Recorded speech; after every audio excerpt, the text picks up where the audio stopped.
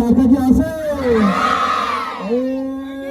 সেই মার্কা, মার্কা বলো, মার্কা বলো, দেশে বলো, রাজ্যে বলো, অমিত ভাইয়ের মার্কা বলো, মার্কা বলো, দেশে ধানের শীষে 3 আসনে অমিত ভাইয়ের মার্কা বলো, বিজয়তে মার্কা বলো।